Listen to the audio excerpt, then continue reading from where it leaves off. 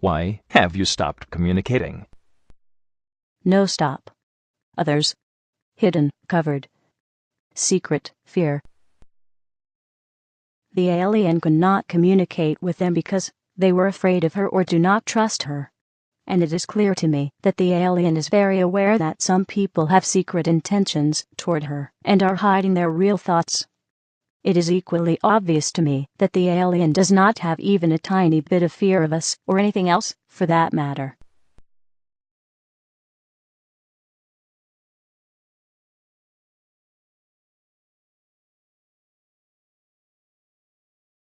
Can you read or write any Earth languages? No.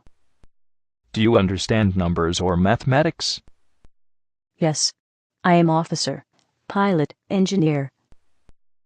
Can you write or draw symbols or pictures that we may be able to translate into our own language? Uncertain. Are there any other signs or means of communication you can use to help us understand your thoughts more clearly? No.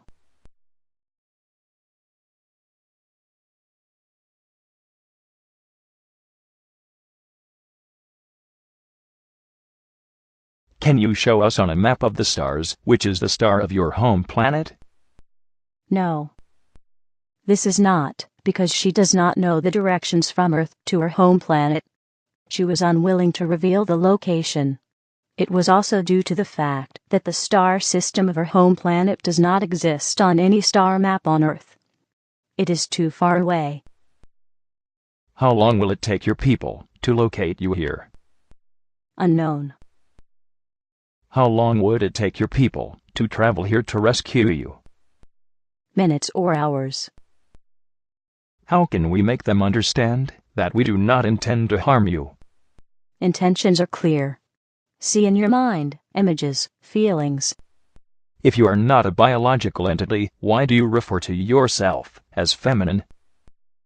I am a creator, mother, source. These questions took me only a few minutes to complete.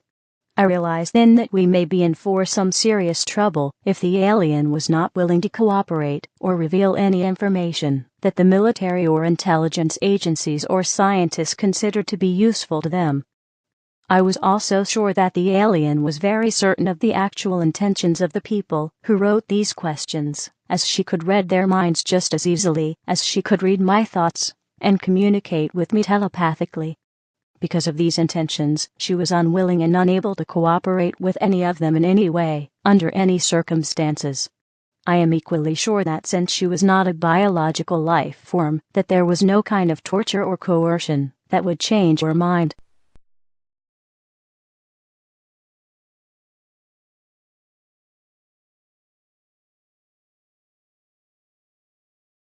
What assurance or proof do you require from us that will make you feel safe enough to answer our questions? Only she speaks. Only she hears. Only she questions. No others. Must learn. Know. Understand.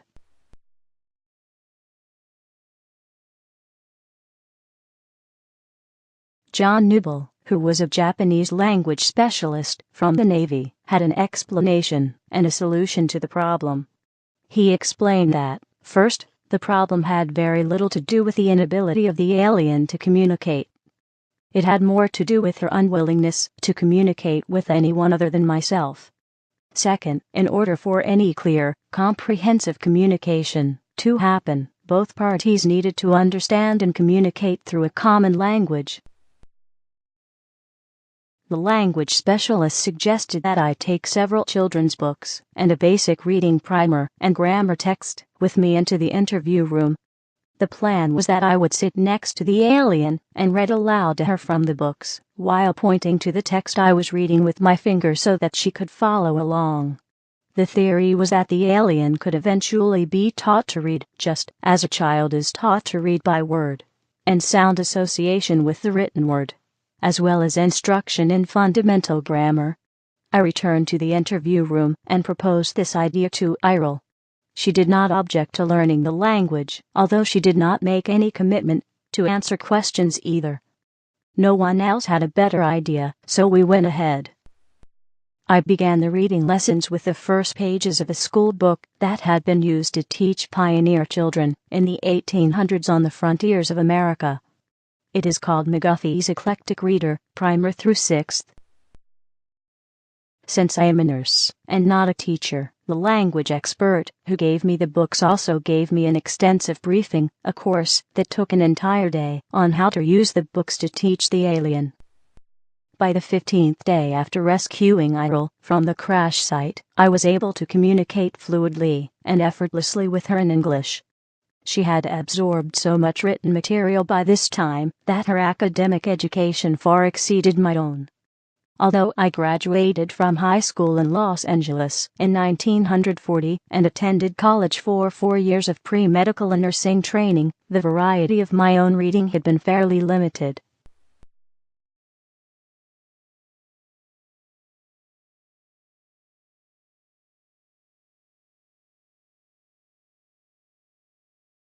What would you like to say, Irel? I asked.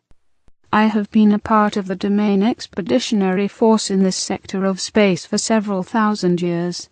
However, I have not personally had intimate contact with beings on Earth since 5965 BCE. It is not my primary function to interact with inhabitants of planets within the domain. I am an officer, pilot, and engineer, with many duties to perform.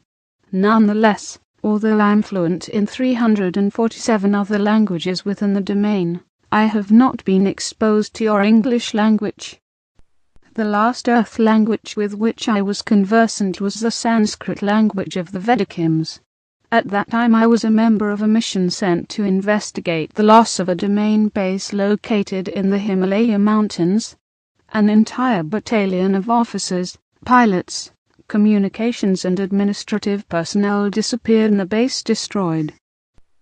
Several million years ago I was trained and served as an investigation, data evaluation and program development officer for the domain. Because I was experienced in that technology, I was sent to Earth as part of the search team. One of my duties involved interrogation of the human population that inhabited the adjoining area at that time. Many of the people in that region reported sighting vimanas or spacecraft in the area.